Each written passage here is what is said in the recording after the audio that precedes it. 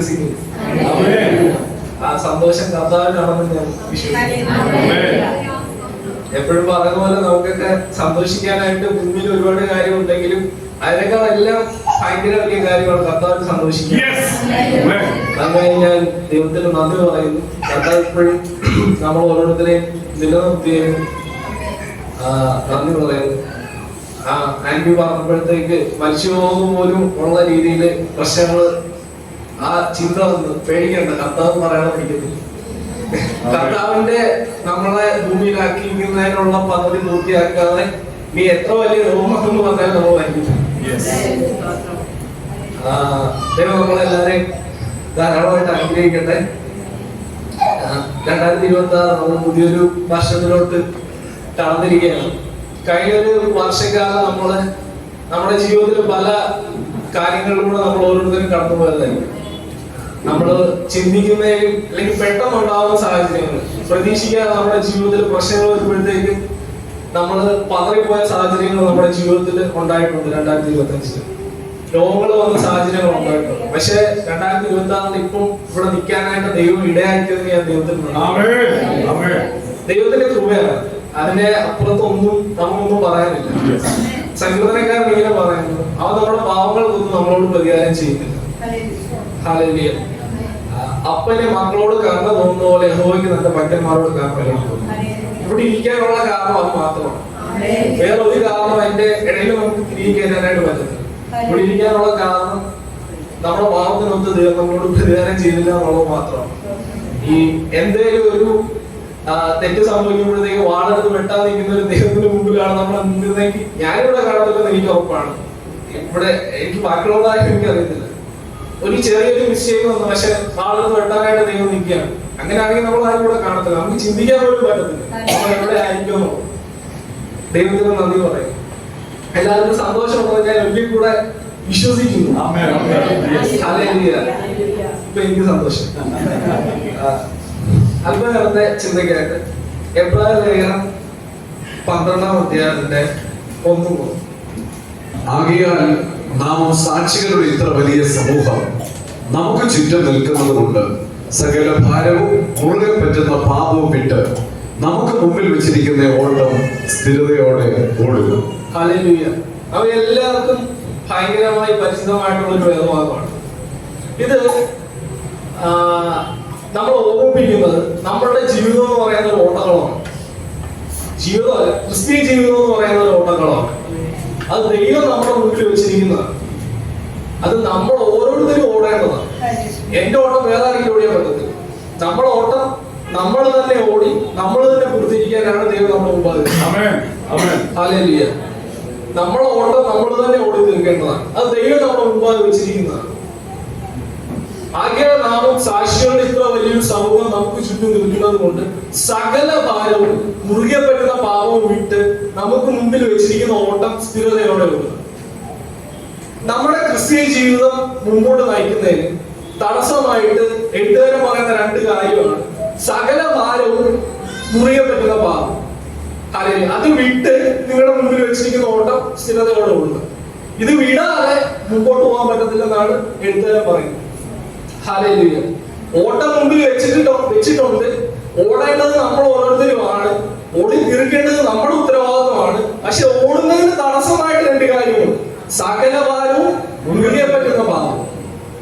Hallelujah. ഭാരമുള്ള ആരെങ്കിലും ഒടുങ്ങിപ്പോ? Hallelujah. പാപമുള്ള ആരെങ്കിലും ഒടുങ്ങിപ്പോ? ആരും. ഹല്ലേലൂയ. സകല ഭാരവും മുറുകെ പറ്റുന്ന പാപം വിട്ട് നിങ്ങളുടെ മുമ്പിൽ വെച്ചിരിക്കുന്നു. സകല ഭാരം എന്ന് പറയുമ്പോഴത്തേക്ക് നമുക്ക് പറയാനായിട്ട് പല ഭാരങ്ങൾ കാണും. രോഗഭാരം കാണും, പാപത്തിന്റെ ഭാരങ്ങൾ കാണും, കടഭാരങ്ങൾ കാണും. എന്തൊക്കെ ഭാരത്തിന്റെ ലിസ്റ്റ് നമ്മൾ നിരത്തിയാലും എഴുത്തുകാരൻ പറയുന്ന ഭാരം ദൈവം എന്റെ മുമ്പിൽ വെച്ചിരിക്കുന്ന ഓട്ടം ഓടി തികയ്ക്കുന്നതിന് തടസ്സമായി എന്റെ ജീവിതത്തിൽ എന്തൊക്കെ നിലനിൽക്കുന്നു അതെല്ലാം ഭാരമാണ്. ഹല്ലേലൂയ. ദൈവം എന്റെ മുമ്പിൽ വെച്ചിരിക്കുന്ന ജീവിതം മുമ്പോട്ട് ദൈവത്തോട് വിശ്വസ്തനായി നയിക്കാൻ പറ്റാത്തതിന് തടസ്സമായി എന്തൊക്കെ എന്റെ ജീവിതത്തിൽ നിൽക്കുന്നോ അതെല്ലാം ഭാരമാണ്. ഹല്ലേലൂയ. എഴുതാനും പറയാണ് അത് വിടണം. ഹല്ലേലൂയ. അത് വിടാതെ എനിക്ക് മുമ്പോട്ട് പോകാൻ പറ്റത്തില്ല. ഹല്ലേലൂയ. സകല ഭാരമല്ല, സകല ഭാരവും വിട്ട് നിന്റെ മുമ്പിൽ വെച്ചിരിക്കുന്ന ഓട്ടം സ്ഥിരതയോടെ. ഹല്ലേലൂയ. ഭാരത്തോടെ ഇരിക്കുന്ന ആരെങ്കിലും ഉണ്ടെങ്കിൽ ദൈവത്തിന്റെ വചനം ഓർമ്മിപ്പിക്കുകയാണ്, ഭാരത്തെ പിടിച്ചു വെച്ചുകൊണ്ടിരിക്കാനല്ല ദൈവം ആഗ്രഹിക്കുന്നത്, വിടുക, മുമ്പോട്ട് പോകും. ഹല്ലേലൂയ.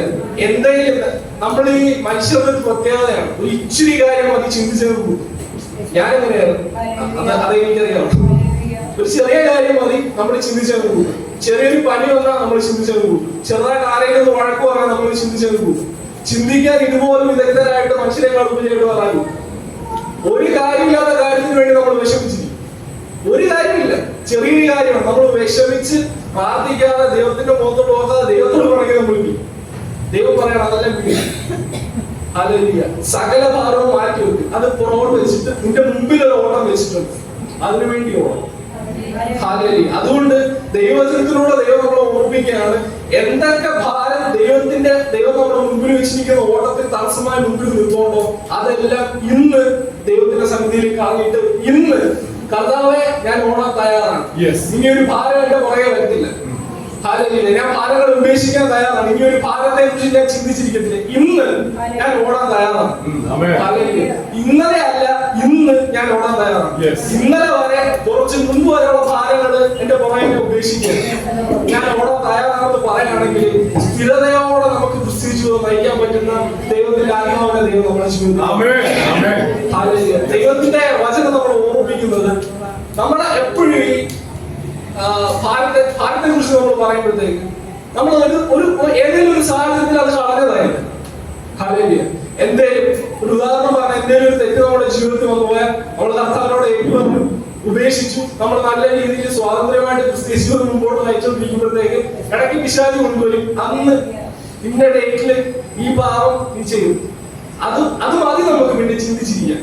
ദൈവം പറയാതെ വിട്ടിട്ട് പോകാനോ നമ്മൾ പിന്നെ പിശാചി കൊണ്ടുവരുന്നതിന് ചിന്തിച്ചുകൊണ്ടിരിക്കുക. ഹല്ലേലൂയ. ഇത് എനിക്ക് നിത്യജീവൻ പ്രാപിക്കുന്നതിന് തടസ്സമായിട്ടുള്ളതാണ്. ഇതൊരു മോട്ടിവേഷണൽ സ്പീച്ച് ഒന്നുമല്ല. നിത്യജീവൻ പ്രാപിക്കുക എന്നുള്ളത് എന്റെ ഉത്തരവാദിത്വം. എന്നെ ഏൽപ്പിച്ചിരിക്കുന്ന ഓട്ടം ഓടി തീർക്കുക എന്നുള്ളത് എന്റെ ഉത്തരവാദിത്വം. എന്റെ മുമ്പാകെ ദൈവത്തിന്റെ മുമ്പാകെ സ്ഥിരതയുള്ള ഒരു ക്രിസ്ത്യൻ ജീവിതം നയിക്കുക എന്നുള്ളത് എന്റെ ഉത്തരവാദിത്വം. ഇത് നയിക്കുന്നതിന് തടസ്സമായിട്ടുള്ളത് ഞാൻ തന്നെ ചിന്തിച്ചു കൂട്ടുന്ന ഭാരങ്ങളാണ്. പിശാച് കൊണ്ടിട്ട് തരും, നമ്മൾ ചിന്തിച്ചുകൊണ്ടിരിക്കും. മനുഷ്യർ എന്തെങ്കിലും പറയും, നമ്മൾ ചിന്തിച്ചുകൊണ്ടിരിക്കും. ദൈവം പറയുന്നത് അവിടെ ഇരിക്കുകയും ചെയ്യും. ദൈവം പറയുന്നത് ഓർക്കത്തില്ല. നമ്മൾ മനുഷ്യർ എന്ത് പറയുന്നു, പിശാച് എന്തുകൊണ്ട് ഇട്ടുതരുന്നു, ഇതെല്ലാം നമ്മൾ ചിന്തിച്ചുകൊണ്ടിരിക്കും. അതുകൊണ്ട് ദൈവം പറയുന്നത് സകല ഭാരവും മുറിയാൻ പറ്റുന്ന പാപം വിടണം.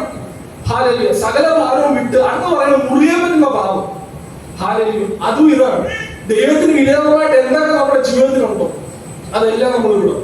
എത്ര വലിയ പാപം, എത്ര ചെറിയ പാപമായാലും എത്ര വലിയ പാപമായാലും ദൈവത്തിന് വിരോധമായിട്ട് എന്താണോ നമ്മുടെ ജീവിതത്തിലുള്ളത് അത് നമ്മൾ വിടണം. ഹല്ലേലൂയ. അത് വിടാതെ ഒരിക്കലും നമുക്ക് ഓടാൻ പറ്റത്തില്ല. ഈ ഓട്ട മത്സരം നടത്തുമ്പോൾ ഒരു 10 പേര് ഓട്ട മത്സരം നടത്തിയാൽ അതിൽ 9 പേര് ഫ്രീ ആയിട്ട് ഓടാൻ. ഒരാള് വെയിറ്റ് നാക്കി ഓടാണെങ്കിൽ അയാൾക്ക് ഓടാൻ പറ്റത്തില്ല. ഹല്ലേലൂയ. ഏറ്റവും കൂടുതൽ ഓടാൻ പറ്റുന്നത് വെയിറ്റ് ഇല്ലാതെ ഓടുന്നവർക്ക് മാത്രമേ പറ്റത്തുള്ളൂ. വെയിറ്റ് വെച്ചുകൊണ്ട് ഓടുന്നവർക്ക് ഓടാനും പറ്റത്തില്ല, കൃത്യമായിട്ട് ഫിനിഷ് ചെയ്യാനും പറ്റത്തില്ല. നമ്മളെല്ലാരും ഇങ്ങനെയാണ്. ദൈവം ആഗ്രഹിക്കുന്നത് വെയിറ്റ് ഇല്ലാതെ ഓടാനാണ്. പക്ഷെ നമ്മുടെ നിർബന്ധമാണ് ഞാൻ വെയിറ്റ് കൊണ്ടേ ഓടുന്നു. ഹല്ലേലൂയ. ദൈവം പറയുകയാണ് വെയിറ്റ് മാറ്റി വെക്ക്, സകല ഭാരവും മാറ്റി വെക്ക്, പുറകോട്ട് വെച്ച് മുറിയാൻ പറ്റുന്ന ഭാവം പുറകോട്ട് വെച്ച് മുമ്പിൽ ഒരെണ്ണം വെച്ചിട്ടുണ്ട്. ഹല്ലേലൂയ. ഇന്നലെ വരെയുള്ള ഭാരം ഒന്നും ദൈവം നോക്കുന്നത്, ഇന്നൊരു ഓട്ടം ദൈവം നമ്മുടെ മുമ്പിൽ വെച്ചിട്ടുണ്ട്. ഇന്ന് ദൈവം നമ്മുടെ മുമ്പിൽ വെച്ചിരിക്കുന്ന ഓട്ടം നമുക്ക് ഓടണമെങ്കിൽ ഇന്നലത്തെ ഭാരം അതിന് തടസ്സമാകുന്നത്, ഇന്നലെ വരെയുള്ള പ്രശ്നങ്ങൾ അതിന് തടസ്സമാകുന്നത്, ഇന്നലെ വരെ മനുഷ്യൻ എന്ത് പറഞ്ഞു എന്നുള്ളത് അതിന് തടസ്സമാകരുത്, ഇന്നലെ വരെ പിശാച് എന്ത് പറഞ്ഞു എന്നുള്ളത് തടസ്സമാകരുത്. പിശാച് ഇന്നലെ പറയും, ഇന്നും പറയും, നാളെ പറയും. നമ്മുടെ മുമ്പിലുള്ള കാലത്തോളം എല്ലാം പിശാച് നമ്മുടെ ജീവിതത്തിൽ ഓരോന്ന് പറഞ്ഞുകൊണ്ടിരിക്കും. അതൊന്നും ദൈവം എന്റെ മുമ്പിൽ വെച്ചിരിക്കുന്ന ഓട്ടം ഓടി തീർക്കുന്നതിന് തടസ്സമായി തീരരുത്. സന്തോഷം ഓടണമെന്ന് പറയുമ്പോഴത്തേക്ക് കഴിഞ്ഞ ആഴ്ച നമ്മള് പാട്ടുണ്ടല്ലോ, നിന്മഹ കൃപയ്ക്കായി അങ്ങനെ ഞാൻ സൂചിച്ചിരുന്നു. ഞങ്ങൾ ചർച്ചിൽ പാടിക്കൊണ്ടിരിക്കുകയാണ്. ഇത് പാടി ഇതിന്റെ കൂടെ തന്നെ ഒരു പ്രത്യാശമാണ് വേഗം നാം ചേർന്ന്. ഇത് രണ്ടും ഒരുമിച്ചാണ് പാടി. നിന്മഹ കൃപയ്ക്കാന്ന് പറയുമ്പോഴത്തേക്ക് എല്ലാവരും സന്തോഷത്തോടെ പാടി. വേഗം ഞാൻ ചേർന്ന് പാടി തുടങ്ങിയപ്പോഴത്തേക്ക് പെട്ടെന്നൊരു സൗണ്ട് ഇല്ലായിരുന്നു. അടിപൊളിയായിട്ട് പാടുന്നത് പെട്ടെന്ന് ഒരു സൗണ്ടിലായി. ഞാൻ ചോദിച്ചു, അല്ല ഇനിയിപ്പോ എന്റെ കുഴപ്പമല്ലോ ആണോ, ഇനി ഇതിന്റെ കൂട്ടത്തിൽ പാടിയതിന്റെ കുഴപ്പമല്ലോ ആണോ എന്ന് ഞാൻ ചിന്തിച്ചു. പക്ഷെ പറഞ്ഞു ഈ ലിറിക്സ് അറിയാൻ വയ്യാത്തതുകൊണ്ടാണ് എന്ന് ഞാൻ ചോദിച്ചു. പെട്ടെന്ന് നിർവഹിക്കാന്ന് പറയുമ്പോഴത്തേക്ക് എല്ലാവർക്കും ഭയങ്കര സന്തോഷമാണ്. വേഗം നാം ചേർന്നത് എന്ന് പറയുമ്പോഴത്തേക്ക് പെട്ടെന്ന് സൗണ്ട് കൊണ്ട് പോകും. എന്തുപറ്റെന്ന് വെച്ചാൽ ലിറിക്സ് അറിയാൻ വയ്യാത്തതുകൊണ്ടാണ്.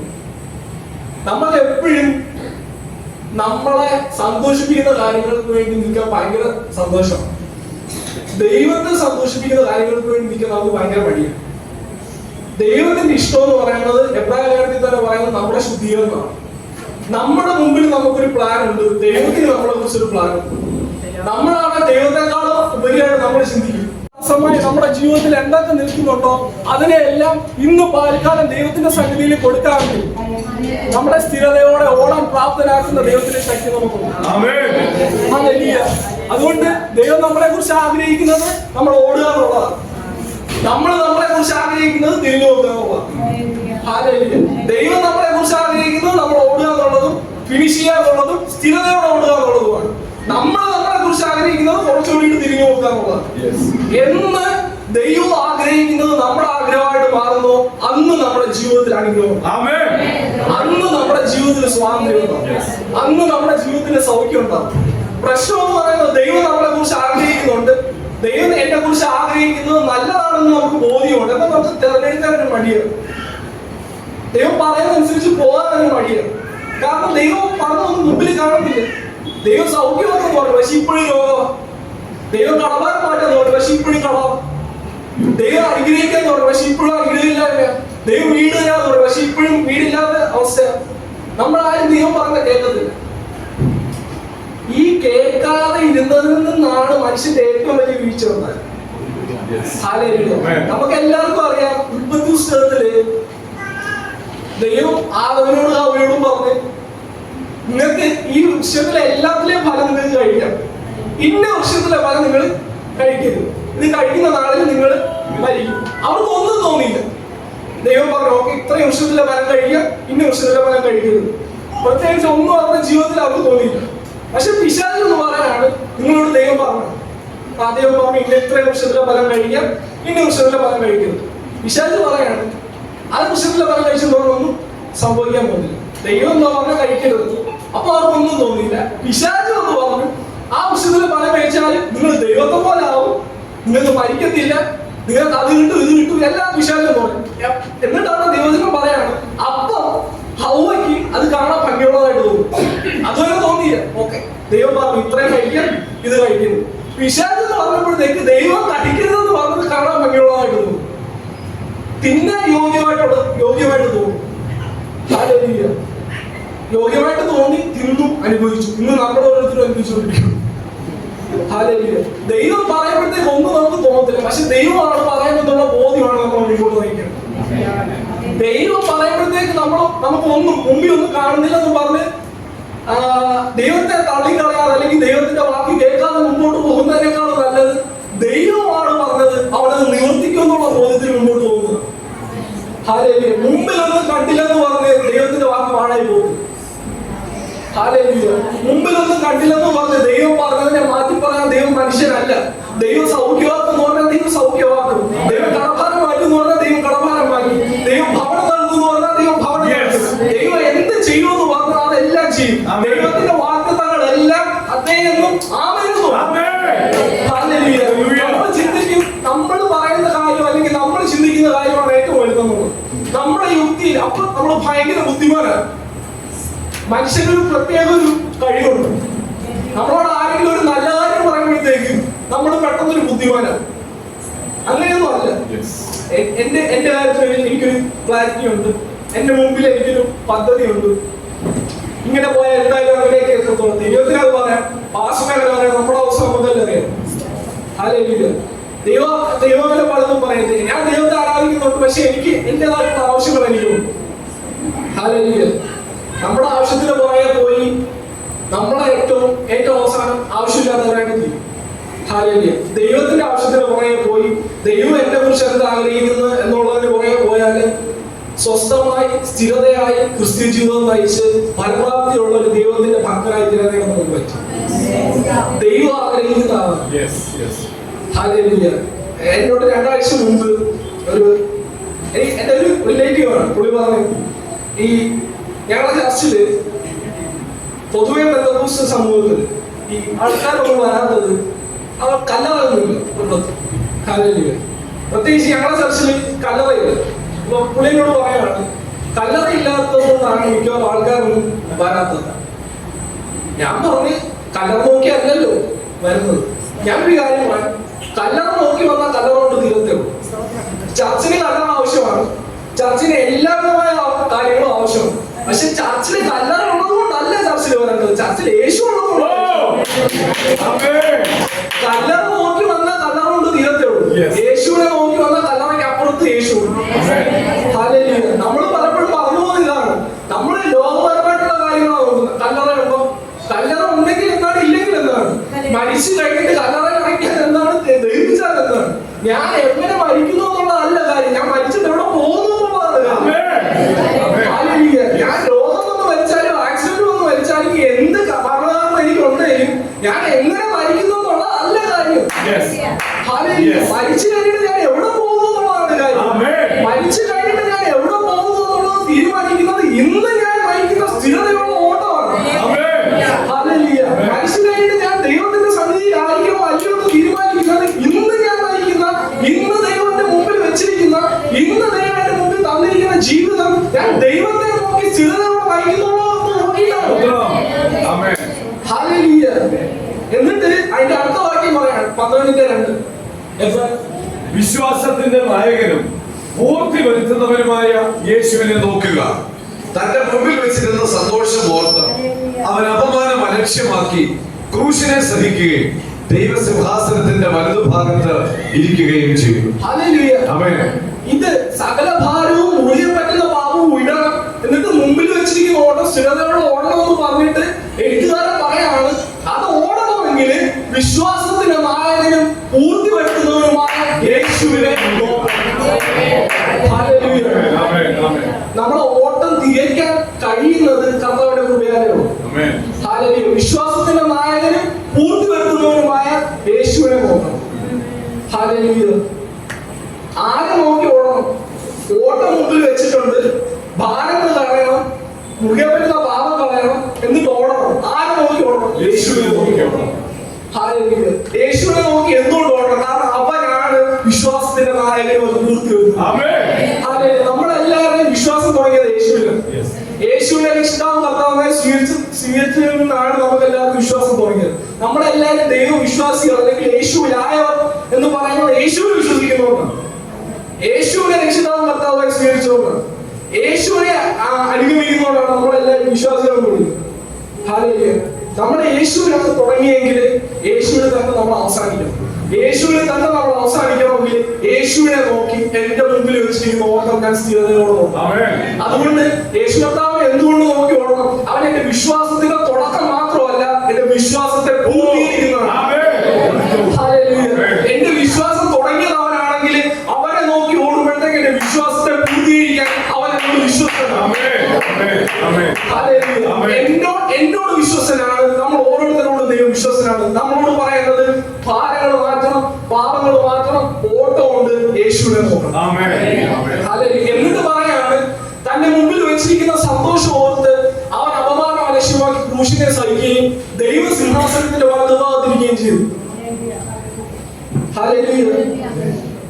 എഴുത്തുകാരൻ നോക്കാനായിട്ട് പറയുന്ന ഒരാളേ ഉള്ളൂ, മാതൃകയാക്കാനായിട്ട് പറയുന്ന ഒരേ ഒരാളേ ഉള്ളൂ.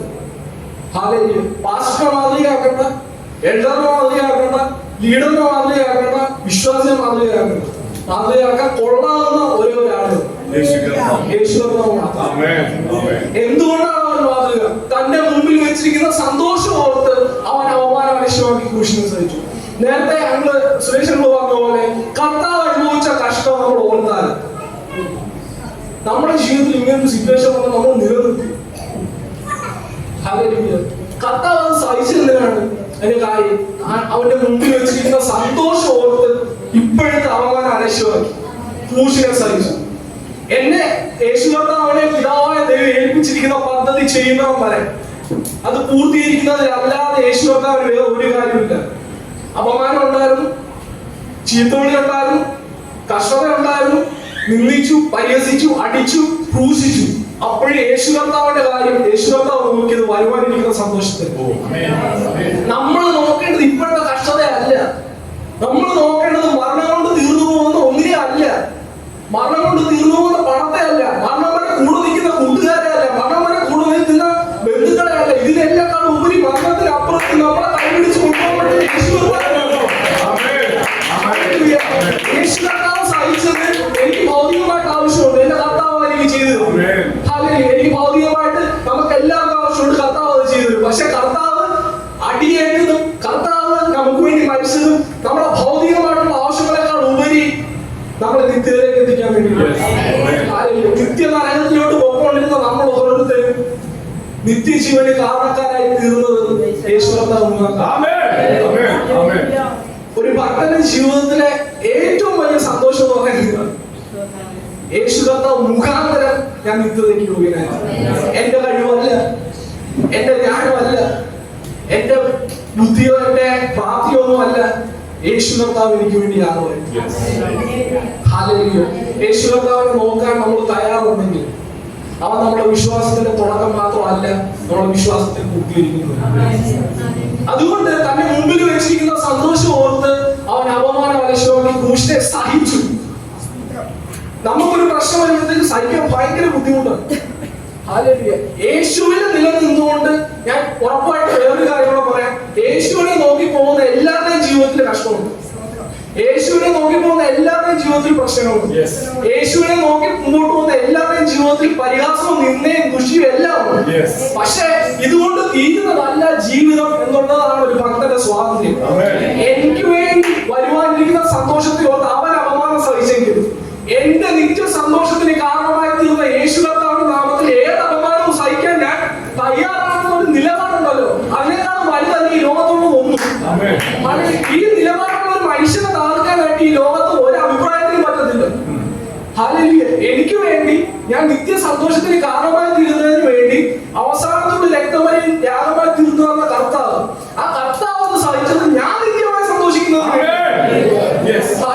വരുവാനിരിക്കുന്ന സന്തോഷം എന്ന് പറഞ്ഞാൽ കർത്താവിന് മാത്രം കിട്ടുന്ന സന്തോഷമല്ല, ഞാൻ നിത്യമായി സന്തോഷിക്കാൻ വേണ്ടി, എന്റെ ആത്മാവ് നിത്യമായി സ്വാതന്ത്ര്യം അനുഭവിക്കാൻ വേണ്ടി, എന്റെ ആത്മാവ് പൂർണ്ണ സമാധാനം അനുഭവിക്കാൻ വേണ്ടി കർത്താവ് സഹിച്ചെങ്കിൽ ആ കർത്താവിന്റെ നാമത്തിൽ നിന്നുകൊണ്ട് എന്തുകൊണ്ട് എനിക്ക് അവമാനം സഹിക്കാൻ പറ്റുന്നില്ല?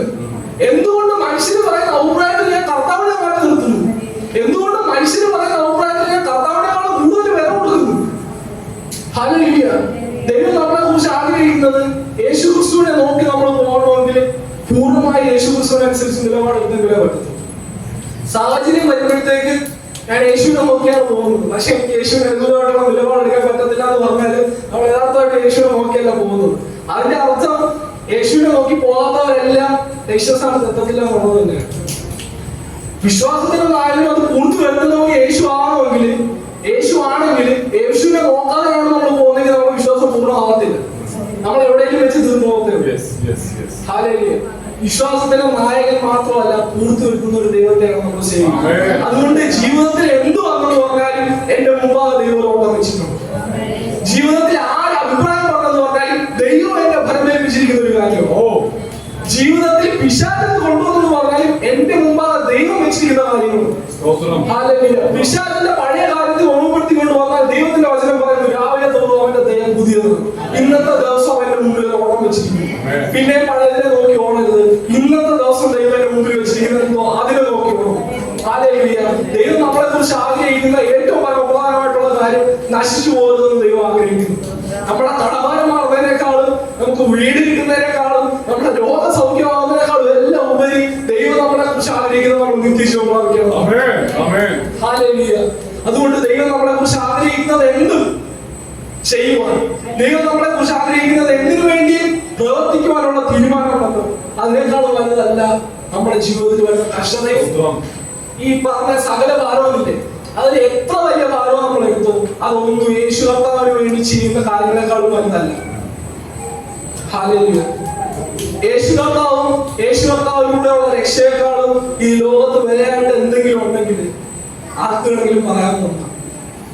ആർക്കെങ്കിലും ഒരു ഉപകാരം ഉണ്ടെങ്കിൽ യേശു കർത്താവ് മുഖത്തുള്ള രക്ഷയെക്കാളും വിലപിടിപ്പുള്ള വാല്യൂബിൾ ആയിട്ടുള്ള എന്തെങ്കിലും ഈ ലോകത്തിൽ നിലനിൽക്കുന്നുണ്ടെങ്കിൽ ആർക്കെങ്കിലും പറയാവുന്നതാണ്. ഹല്ലേലൂയ. ഇത് നമുക്കറിയാം. യേശു കർത്താവിന്റെ കൂടെയുള്ള അല്ലെങ്കിൽ യേശു കർത്താവ് മുഖത്തുള്ള രക്ഷയാണ് വരുന്നത് നമുക്കറിയാം. പക്ഷെ നമ്മൾ സാഹചര്യം വരുമ്പോഴത്തേക്ക് സാഹചര്യത്തിനനുസരിച്ച് പോകും. യേശു കർത്താവ് പറയാണ്, സാഹചര്യത്തിനനുസരിച്ച് പോകാതിരിക്കണമെങ്കിൽ വിശ്വാസത്തിന്റെ നായകനും പൂർത്തി വരുത്തുന്നവരുമായ യേശുവിനെ വെറുതെ നോക്കിയാൽ പോലെ പഴയതെല്ലാം കളയണം. പകുതി വരെ ചെന്നിട്ട് തിരിഞ്ഞു പോകരുത്. കുറച്ച് ഓടിയിട്ട് ഫിനിഷിംഗായിട്ട് തൊട്ട് മുമ്പെത്തിയിട്ട് തിരിച്ചു പോകരുത്. തിരിച്ചു പോകുന്ന അനേകരുള്ള സമൂഹത്തിലാണ് നമ്മൾ ജീവിക്കുന്നത്. ഓട്ടം തുടങ്ങി ഓടി പകുതിയായി ഫിനിഷിംഗിന്റെ തൊട്ട് മുമ്പെത്തിയിട്ട് തിരിഞ്ഞു പോകുന്നവർ നമ്മുടെ ജീവിതം നമുക്ക് കാണാൻ പറ്റുന്നു. നമ്മുടെ ആത്മീയ ലോകത്ത് അങ്ങനെയുള്ളവരായിട്ട് തീരരുത്. വിശ്വാസം യേശുവിനെ തുടങ്ങിയെങ്കിൽ പൂർത്തീകരിക്കുന്നത് പോലെ യേശുവിനെ, അവസാന ശ്വാസം വരെ യേശുവിനെ നടന്നു. അതുകൊണ്ട് അപ്പോസ്തലനായ പൗലോസ് പറഞ്ഞു, ഞാൻ നല്ല പോർ പൊഴുതു, ഓട്ടം തികച്ചു, വിശ്വാസം കാത്തു, നീതിയുടെ കിരീടം എനിക്കായി വെച്ചിരുന്നു. വിശ്വാസം കാത്തു അവസാനം വരെ. ഹല്ലേലൂയ. നല്ല പോർ പൊരുതി. പുള്ളി പറഞ്ഞത് ഞാൻ നല്ല ജീവിതം ജീവിച്ചു, നല്ല പോർ പൊരുതി. കാരണം അത്രയ്ക്ക് പോരാട്ടമുണ്ട്. നമ്മുടെ ജീവിതത്തിൽ പോരാട്ടമുണ്ട്. രണ്ട് കാര്യങ്ങള് എത്ര വലിയ പ്രവാചകനേക്കാളും എനിക്ക് പ്രവചിക്കാൻ പറ്റും. യേശുവിനെ നോക്കി ഓടുന്ന ഒരാളുടെ ജീവിതത്തിൽ പ്രശ്നമുണ്ട്. രണ്ടാമത്തെ കാര്യം ചിലപ്പോൾ വിഷമം പറയാനായിരിക്കും നമ്മളെല്ലാരും വരും. വിഷമം തോന്നിയിട്ട് കാര്യങ്ങൾ നമ്മളെല്ലാരും വരും. ഇവിടെ ഇരിക്കുന്ന ആരും മരിക്കാതിരിക്കുമെന്ന് എനിക്കറിയത്തില്ല. നല്ല മരിക്കാതിരിക്കത്തില്ല. എല്ലാരും മരിക്കും. മരണം കഴിഞ്ഞിട്ട് കണക്ക് കൊടുക്കേണ്ട ഒരുവൻ നിന്റെ മുമ്പിൽ വെച്ചിരിക്കുന്ന ഓട്ടം നീ ശ്രദ്ധയോടെ ഓടിയോ? വിശ്വാസത്തിന്റെ നായകനും പൂർത്തി നിർത്തുന്നവരുമായ യേശുവിനെ നോക്കിയോ? അവൻ നിനക്ക് വേണ്ടി സഹിച്ച അപമാനത്തിന് വേണ്ടി നീ അവന് വേണ്ടി സാക്ഷിയായോ? ഇങ്ങനെ ചോദിക്കുന്ന നാളെ ഞാൻ എന്ത് ഉത്തരം കൊടുക്കും? ഓടാത്ത ഞാൻ എങ്ങനെ ഉത്തരം കൊടുക്കും? നോക്കാത്ത ഞാൻ എങ്ങനെ ഉത്തരം കൊടുക്കും? ദൈവത്തെക്കാൾ ഉപരി മനുഷ്യന്റെ അഭിപ്രായങ്ങൾക്ക് പ്രാധാന്യം കൊടുത്ത ഞാൻ എങ്ങനെ ദൈവത്തിന് മുമ്പാണ് ഉത്തരം പറയും? ദൈവം ഓർപ്പിക്കുകയാണ്, കഴിഞ്ഞത് പോയി, അതൊരിക്കലും തിരിച്ചു വരത്തില്ല. ഉപേക്ഷിക്കുക. ഇന്ന് നമ്മുടെ മുമ്പിൽ ദൈവം ഓട്ടം വെച്ചിട്ടുണ്ട്. നമ്മളെല്ലാരും ചിന്തിക്കുന്നത് നമ്മളെല്ലാരും ഇവിടെ ഇരിക്കുന്നത് ലക്കാണെന്ന്. ഹല്ലേലൂയ. നമ്മളെല്ലാരും ഇവിടെ ഇരിക്കുന്നത് ഭാഗ്യമൊന്നുമല്ല, ദൈവത്തിന്റെ കൃപയാണ്. രാവിലെ തോറും, നേരത്തെ പറഞ്ഞ പോലെ രാവിലെ തോറും ദൈവത്തിന്റെ ദയ പുതിയതായതുകൊണ്ടാണ് എല്ലാവരും ഇരിക്കുന്നത്. ദൈവത്തിന്റെ ദയ പുതിയതായിട്ട് ദൈവം തന്നത് ദൈവത്തിന് നമ്മളെ കുറിച്ച് പദ്ധതി ഉള്ളതുകൊണ്ടാണ്. കഴിഞ്ഞ രാത്രികാലം ലോകത്തിൽ എത്ര പേര് മാറ്റപ്പെട്ടു. കഴിഞ്ഞ രാത്രികാലം ലോകത്ത് എത്ര പേര് രോഗികളായിട്ട് തീർന്നു. ഇന്ന് പൂർണ്ണ ആരോഗ്യത്തോടെ ഭൂമിയിൽ ഒരു ജീവിതം തന്നത് ദൈവത്തിന്റെ ദയയാണ്. ദൈവത്തിന് നമ്മളെ കുറിച്ചൊരു പദ്ധതിയുണ്ട്. ദൈവത്തിന്റെ നമ്മുടെ മുമ്പ് ഒരു ഓട്ടം ദൈവം വെച്ചിട്ടുണ്ട്. അതുകൊണ്ടാണ് ഹല്ലേലൂയ. നമ്മളെപ്പോഴും ചിന്തിക്കുന്നത് ഓക്കെ പുതിയൊരു ദിവസം കിട്ടി, അല്ല, പുതിയ ദിവസം ദൈവം തരുന്നതാണ്. പുതിയ ദിവസം എന്റെ ജീവിതത്തിൽ വരുന്ന ലക്കല്ല, പുതിയ ദിവസം ദൈവം തരുന്നതാണ്. പുതിയ ദിവസം ദൈവത്തിന്റെ ദയയാണ്. പുതിയ ദിവസം ദൈവത്തിന്റെ കൃപയാണ്. ആ ദിവസം ജീവിക്കുവാൻ, ആ ദിവസം മുമ്പാകെ നിൽക്കുന്ന ഓട്ടത്തെ ഓടി തീർക്കുവാൻ എനിക്ക് യേശുവിനെ നോക്കിയേ പറ്റും. ഹല്ലേലൂയ. ഇന്നത്തെ ഒരു ദിവസം ദൈവം തന്നാൽ ഇന്നത്തെ ദിവസം യേശുവിനെ നോക്കിപ്പോ. നാളത്തെ ദിവസം ദൈവം തന്നാൽ നാളത്തെ ദിവസം യേശുവിനെ നോക്കിപ്പോണം. ഇതാണ് ദൈവം നമ്മളെ കുറിച്ച് ആഗ്രഹിക്കുന്നത്. ഇനി എന്തായാലും റോമാലേഖനം പറയുന്ന പോലെ നമ്മൾ ജീവിച്ചാൽ കർത്താവിന് വേണ്ടി ജീവിക്കുന്നു, മരിച്ചാൽ കർത്താവിന് വേണ്ടി മരിക്കുന്നു. അങ്ങനെ നമ്മൾ ജീവിച്ചാലും മരിച്ചാലും നമ്മൾ കർത്താവിനുള്ളവരാണ്. അതുകൊണ്ട് എന്ത് പ്രശ്നം ജീവിതത്തിൽ വന്നെന്നും പറഞ്ഞിട്ട് കാര്യമില്ല. വിശ്വാസത്തിന്റെ നായകനും പൂർത്തി വെക്കുന്നവരുമായ യേശുവിനെ നോക്കണം. ഹല്ലേലൂയ. നോക്കാൻ തയ്യാറാണ്. നമ്മളെല്ലാവരും നോക്കാൻ തയ്യാറാണ്. നമ്മൾ നോക്കാൻ തയ്യാറാണെന്നൊക്കെ പറയുന്നത് കുറച്ച് കഴിയുമ്പോഴത്തേക്ക് പിന്നെ പറയുള്ളൂ. ഹല്ലേലൂയ. ഞാൻ നോക്കിയിട്ടുണ്ട്. ഞാനൊക്കെ ഭയങ്കര തീരുമാനം എടുക്കുന്ന ഒരാളാണ്. ഇനി എന്തായാലും ഇങ്ങനെ പോവും, ഞാൻ അങ്ങനെ പോവും, ഇങ്ങനെ പോവും. കുറച്ച് കഴിയുമ്പോൾ പിന്നെ പഴയത്. ദൈവം ആഗ്രഹിക്കുന്നത് മുമ്പോട്ട് പോകുമ്പോൾ നോക്കാനല്ല.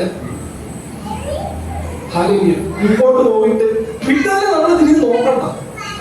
ഹല്ലേലൂയ. ഒരു ക്രിസ്തുവിനാണ് പുതിയ സൃഷ്ടി എന്ന് പറഞ്ഞാൽ പഴയത് നീങ്ങിപ്പോയെന്നാണ് പറഞ്ഞത്. നമ്മളെ നീങ്ങിപ്പോതിനെ പിടിച്ചു വെച്ചോണ്ട് വരാൻ എനിക്ക് നോക്കിയേ പറ്റത്തുള്ളൂ. ഹല്ലേലൂയ. നോക്കണ്ട. ദൈവം പറയാണ് മുമ്പോട്ട് നോക്കാം. വിശ്വാസത്തിന്റെ നായകനും പൂർത്തി വരുത്തുന്നവനുമായ യേശു കർത്താവ്. ഹല്ലേലൂയ. അതിന്റെ അടുത്ത വാക്യം, നിങ്ങളുടെ ഉള്ളിൽ ക്ഷീണിച്ചു മടുക്കാതിരിപ്പാൻ പാപികളാൽ തനിക്ക് നേരിട്ട ഇങ്ങനെയുള്ള വിരോധം സഹിച്ചവരെ ധ്യാനിച്ചുകൊള്ളി. ഹല്ലേലൂയ. ഒരു പ്രശ്നം നമ്മുടെ ഉള്ളിൽ വരുമ്പോഴത്തേക്ക് നമ്മൾ ക്ഷീണിക്കാതിരിക്കാൻ എഴുതാൻ പറയണ ക്ഷീണം വരും, ക്ഷീണിക്കുന്ന സാഹചര്യം വരും. ക്ഷീണിക്കാതിരിക്കാൻ നിങ്ങളുടെ ഉള്ളിൽ ക്ഷീണിച്ച് മടുക്കാതിരിക്കാൻ പാപികളാൽ തനിക്ക് നേരിട്ട ഇങ്ങനെയുള്ള വിരോധം സഹിച്ചവരെ ധ്യാനിച്ചുകൊള്ളു. നമ്മളെ വഴക്ക് പറഞ്ഞവൻ, നമ്മളെ പരിഹസിച്ചവർ യേശുവിനെ പരിഹസിച്ചു, യേശുവിനെ പരിഹസിച്ചവർ നമ്മളെ പരിഹസിച്ചു, യേശുവിനെ നിന്ദിച്ചവർ നമ്മളെ നിന്ദിക്കും, യേശുവിനെ അടിച്ചവർ നമ്മളെ അടിക്കും, യേശു കടന്നുപോയ സാഹചര്യത്തിലൂടെ നമ്മൾ കടന്നുപോയിട്ട് വരും, യേശു അനുഭവിച്ച നിന്ദയിലൂടെ നമ്മൾ കടന്നുപോയിട്ട് വരും. പക്ഷെ അപ്പോൾ എഴുതാൻ പറയുന്ന ധൈര്യം, നിങ്ങൾ ഇതുകൊണ്ട് ക്ഷീണിച്ചു പോകരുത്. അവൻ നിങ്ങളുടെ ഉള്ളിൽ ക്ഷീണിച്ച് മടുക്കാതിരിക്കാൻ പാപികളാൽ തനിക്ക് നേരിട്ട ഇങ്ങനെയുള്ള വിരോധം സഹിച്ചവനെ ധ്യാനിച്ചുകൊള്ളു. നിന്ദയുണ്ടോ? യേശുവിനെ ധ്യാനിക്കണം. പരിഹാസമുണ്ടോ? യേശുവിനെ ധ്യാനിക്കണം. പ്രശ്നങ്ങളുണ്ടോ? യേശുവിനെ ധ്യാനിക്കണം. കാരണം ഇതന്നെ യേശുവിനോട് സഹിച്ചത് നമുക്ക് വേണ്ടി. ഹല്ലേലൂയ. ഇതാണ് ഏറ്റവും വലിയ കാര്യം. ഹല്ലേലൂയ. അതുകൊണ്ട് പ്രശ്നം വരുമ്പോഴത്തേക്ക് പ്രശ്നത്തെയല്ല നോക്കുന്നത്, എന്റെ മുമ്പിൽ വെച്ചിരിക്കുന്ന ഓട്ടം, അത് സ്ഥിരതയോടെ ഓടുന്നതിന് കാരണക്കാരനായി തീരുന്ന, എന്റെ വിശ്വാസത്തെ പൂർത്തീകരിക്കാൻ പറ്റുന്ന വിശ്വാസത്തിന്റെ നായകനും പൂർത്തി വരുന്നവരുമായ യേശു. ഹല്ലേലൂയ. നോക്കാൻ തയ്യാറാണ്. ഹല്ലേലൂയ. തയ്യാറാണെന്ന് പറഞ്ഞത് തിരിഞ്ഞു നോക്കരുത്, എപ്പോഴും പറയുന്ന പോലെ. ഹല്ലേലൂയ. തിരിഞ്ഞു നോക്കാൻ തയ്യാറാണോ? തയ്യാറാണ്. എങ്ങോട്ട് നോക്കാം? മുമ്പോട്ട്. തിരിഞ്ഞു നോക്കാനെന്നല്ല, മുമ്പോട്ട് നോക്കാൻ തയ്യാറാണോ എന്നുള്ളതാണ്. ഹല്ലേലൂയ. നോക്കാൻ തയ്യാറാണ്. എങ്ങോട്ടാ? തിരിഞ്ഞു അല്ല, മുമ്പോട്ട്. ആരെ? യേശുവിനെ. എന്തുകൊണ്ട്? എന്റെ വിശ്വാസത്തെ അവന് മാത്രമേ പൂർത്തീകരിക്കാൻ പറ്റും. ഹല്ലേലൂയ. ഞാൻ പഴയ നിയമത്തില് ഒരു ആളെ പരിചയപ്പെടുത്താനായിട്ട് ആഗ്രഹിക്കുന്നു. 2 ദിനവൃത്താന്തം 17-ാം അധ്യായം. ഹല്ലേലൂയ. അതിന്റെ 3-ാമത്തെ വാക്യം, യഹോശാഫാത്ത് തന്റെ പിതാവായ ദാവീദിന്റെ ആദ്യത്തെ വഴികളിൽ നടക്കുകയും ബാൽ വിഗ്രഹങ്ങളെ ആശ്രയിക്കാതെ തന്റെ പിതാവിന്റെ ദൈവത്തെ അന്വേഷിക്കുകയും ഇസ്രായേലിന്റെ ആചാരപ്രകാരം നടക്കാതെ ദൈവത്തിന്റെ കൽപ്പനകളെ അനുസരിച്ച് നടക്കുകയും ചെയ്തതുകൊണ്ട് യഹോവ അവനോട് കൂടെ ഉണ്ടായിരുന്നു. ഹല്ലേലൂയ. ഞാൻ ഇത് ഓരോന്നായിട്ട് പറയാനായിട്ട് ഞാൻ ആഗ്രഹിക്കുന്നത്. യഹോശാഫാത്ത് എന്ന് പറയുന്ന യഹൂദയിലെ ഒരു രാജാവ്. അവൻ ദൈവത്തെ ഭയപ്പെടുന്നവനാണ്, ദൈവത്തിന്റെ കൽപ്പനകളെ അനുസരിക്കുന്നവനാണ്, ദൈവത്തിന്റെ പറയുന്ന വഴിയെ നടക്കുന്നവനാണ്. ഹല്ലേലൂയ. അതുകൊണ്ട് യഹോവ അവന്റെ കൂടെ ഉണ്ടായിരുന്നു. ഹല്ലേലൂയ. ഇതേ സമയം തന്നെ അതിന്റെ 18-ാം അധ്യായത്തില് ഇസ്രായേലിന്റെ ഒരു രാജാവിനെ കുറിച്ച് അവിടെ പറയുന്നു. ഇസ്രായേലിന്റെ ചരിത്രം കണ്ട ഏറ്റവും മോശം രാജാവ് ആഹാബ്. ആഹാബ് എന്നാണ് രാജാവിന്റെ പേര്. ഇസ്രായേലിന്റെ ചരിത്രം കണ്ട ഏറ്റവും മോശം രാജാവ്. ദൈവം എന്തോ പറയുന്നു, അതിന് വിപരീതമായിട്ട് പ്രവർത്തിക്കുന്ന രാജാവ്. ദൈവം വിഗ്രഹങ്ങളെ ഉണ്ടാക്കരുതെന്ന് പറയുന്നു, ബാലവിഗ്രഹങ്ങളെ ഉണ്ടാക്കും. ദൈവം അതിനെ നമസ്കരിക്കരുതെന്ന് പറയുന്നു, ബാലവിഗ്രഹങ്ങളെ നമസ്കരിക്കും. ഇസ്രായേലിന്റെ ചരിത്രത്തിലെ ഏറ്റവും മോശം രാജാവ്. ഹല്ലേലൂയ. ഈ യഹോശാഫാത്ത്, യഹൂദയിലെ രാജാവായ യഹോശാഫാത്ത് ദൈവത്തിൽ ആശ്രയിക്കുന്നത്, ഇസ്രായേൽ രാജാവായ ആഹാബ് ദൈവത്തിന് വിപരീതമായി പ്രവർത്തിക്കുന്നത്. യഹോശാഫാത്തിന്റെ ജീവിതത്തിൽ യഹോശാഫാത്തിന് ചെയ്ത പറ്റിയ വലിയൊരു തെറ്റ്, യഹോശാഫാത്ത് ആഹാബുമായിട്ട് കൂട്ടുകൂടി. ആരാ യഹോശാഫാത്ത്? ദൈവത്തെ ഭയപ്പെടുന്നവൻ. ആരാ ആഹാബ്? ദൈവത്തിന് വിപരീതമായി പ്രവർത്തിക്കുന്നത്. യഹോശാഫാത്തിന്റെ ജീവിതത്തിൽ യഹോശാഫാത്ത് ചെയ്ത ഏറ്റവും വലിയ തെറ്റ് ആഹാബുമായിട്ട് കൂട്ടുകൂടി. അതിന്റെ 18-ാം അധ്യായം 3-ാമത്തെ വാക്യം, ഇസ്രായേൽ രാജാവായ ആഹാബ് യഹൂദ രാജാവായ യഹോശാഫാത്തിനോട്, നീ എന്നോട് കൂടെ ഗിലെയാദിലെ രാമാത്തിലേക്ക് പോരുമോ എന്ന് ചോദിച്ചു. അവനോട്, ഞാനും നീയും എന്റെ ജനവും നിന്റെ ജനവും ഒരുപോലെയല്ലോ, ഞങ്ങൾ നിന്നോട് കൂടെ യുദ്ധത്തിന് പോരാം എന്ന് പറഞ്ഞു. യഹോശാഫാത്ത് ഇസ്രായേൽ രാജാവിനോട്, ഇന്ന് യഹോവയുടെ അരുളപ്പാട് ചോദിച്ചാലും എന്ന് പറഞ്ഞു. ഹല്ലേലൂയ. ഈ യഹോശാഫാത്ത് നമ്മൾ ഈ ഭയങ്കര ജ്ഞാനം പറയുന്ന പറയുകയാണെങ്കിൽ, ദൈവത്തിന്റെ ജ്ഞാനത്താൽ നമ്മൾ ഭയങ്കരമായിട്ട് നിറഞ്ഞ അറിവുള്ള അറിവിന്റെ നിറകുടമാണെന്ന് നമ്മൾ പറയുമെങ്കിലും നമ്മൾ കാണിക്കുന്ന കുറെ മണ്ടത്തരങ്ങളുണ്ട്. ഹല്ലേലൂയ. ഇടയ്ക്കിടയ്ക്ക് നമ്മൾ തന്നെ ചിന്തിച്ചു നോക്കിയാൽ നമ്മൾ വിശ്വാസികളാണെന്ന് പറഞ്ഞിട്ട് കാട്ടിക്കൂട്ടിയ മണ്ടത്തരങ്ങളെക്കാൾ നമ്മൾ തന്നെ ചെയ്യും, നമ്മൾ തന്നെ പ്രവർത്തിച്ചു. യഹോശാഫാത്ത് ആഹാബിന്റെ അടുക്കെ ചെന്നിട്ട് ആഹാബ് യഹോശാഫാത്തിനോട് ചോദിച്ചാൽ നമുക്ക് യുദ്ധത്തിന് പോവാം. യഹോശാഫാത്ത് പറയണം, ഓക്കെ ശരി. എന്നിട്ട് പറയാണ്, യഹോവയുടെ അരുളപ്പാട് ചോദിച്ചാൽ. യഹോശാഫാത്ത് ഇസ്രായേൽ രാജാവിനോട്, ഇന്ന് യഹോവയുടെ അരുളപ്പാട് ചോദിച്ചാൽ എന്ന് പറഞ്ഞു. അടുത്ത ഇസ്രായേൽ രാജാവ് 400 പ്രവാചകന്മാരെ വരുത്തി അവരോട്, ഞങ്ങൾ ഗിലെയാദിലെ രാമാത്തിലേക്ക് യുദ്ധത്തിന് പോകുകയോ പോകാതിരിക്കുകയോ എന്തു വേണ്ടു എന്ന് ചോദിച്ചു. അതിനവർ, പുറപ്പെടുക, ദൈവം അത് രാജാവിന്റെ കയ്യിലേൽപ്പിക്കുമെന്ന് പറഞ്ഞു. എന്നാൽ യഹോശഫാത്ത്, നാം അരുളപ്പാട് ചോദിക്കേണ്ടതിന് ഇവിടെ യഹോവയുടെ പ്രവാചകനായിട്ട് ഇനിയും ആരും ഇല്ലയോ എന്ന് ചോദിച്ചു. ഹല്ലേലൂയ. ഈ പഴയ രാജാക്കന്മാർ യുദ്ധത്തിന് പോകുന്നതിന് മുമ്പ് പ്രവാചകന്മാരെ വിളിച്ച് കാര്യം ചോദിക്കും. യുദ്ധത്തിന് പോയാൽ പണി കിട്ടോ അതോ ജീവനോട് തിരിച്ചു വരുമെന്ന് അറിയാൻ. ആഹാബ് വിളിച്ചു, അല്ല യഹോശഫാത്ത് പറഞ്ഞു, നമുക്ക് യുദ്ധത്തിന് പോകാൻ കുഴപ്പമൊന്നുമില്ല, ഇവിടെ യഹോവയുടെ പ്രവാചകന്മാരാരും ഇല്ലേ? കാരണം ചോദിച്ചിട്ടുള്ളവരെ പോവാ, അല്ലെങ്കിൽ കഴുത്തു വെട്ടി തിരിച്ചു വരേണ്ടി വരും. അപ്പൊ ആഹാബ് പറയാണ് 400 പ്രവാചകന്മാരെ വിളിച്ചു വരും. ഹല്ലേലൂയ. ഈ 400 പ്രവാചകന്മാർ വന്നിട്ട് ആഹാബ് അവരോട് ചോദിച്ചു, ഞങ്ങൾ യുദ്ധത്തിന് പോട്ടെ, ഞങ്ങൾക്ക് എന്തെങ്കിലും പറ്റുമോ അതോ ദൈവം നമുക്ക് വിജയം തരുമോ? അപ്പൊ 400 പ്രവാചകന്മാർ പറഞ്ഞ് ദൈവം നിങ്ങൾക്ക് വിജയം തരും, നിങ്ങൾ ധൈര്യമായിട്ട് നോക്കും. 400 പ്രവാചകന്മാര് ദൈവത്തിന്റെ പ്രവാചകന്മാരല്ല, ബാലിന്റെ പ്രവാചകന്മാർ. അതിന്റെ അടുത്ത വാക്യം യോശഫാത്ത് ചോദിക്കുകയാണ്, ഇവിടെ യഹോവയുടെ പ്രവാചകന്മാരായിരിക്കില്ലേ? മണ്ടത്തിനെ കാണിക്കുമെങ്കിലും അതിന്റെ ഇടയിൽ ദൈവത്തെ ഭയമുള്ള മനുഷ്യനാണ്. 400 പേര് നമ്മളെല്ലാം ആയിരിക്കുന്നത്. 400 വേണ്ട, ഒരു 4 പേര് ഒരുമിച്ച് പ്രവചനം പറഞ്ഞാൽ അവിടെ പറയാൻ പോലും. 400 പേര് വന്നിട്ട് പറയാണ്, നിങ്ങൾ പോക്കോ, ഒരു കുഴപ്പമില്ല, ഒരു യുദ്ധത്തിൽ നിങ്ങൾ പോക്കോ, ശത്രുക്കളെ ദൈവം നിങ്ങളുടെ കയ്യിൽ. യഹോശഫാത്ത് അടുത്തത് ചോദിക്കുകയാണ്, ഇവിടെ യഹോവയുടെ പ്രവാചകന്മാരായിരിക്കില്ലേ? അതിന്റെ അർത്ഥമായി.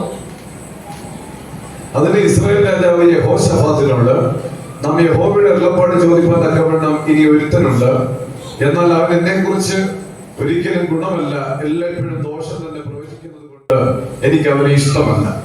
അവൻ ഇമ്രയുടെ മകനായ മീഖായാവ് എന്ന് പറഞ്ഞു. രാജാവ് അങ്ങനെ പറയരുത് എന്ന് യഹോശഫാത്ത് പറഞ്ഞു. നമ്മൾ ചില സമയത്ത് കടന്നു പോകുന്ന ഒരു സാഹചര്യമുണ്ട്.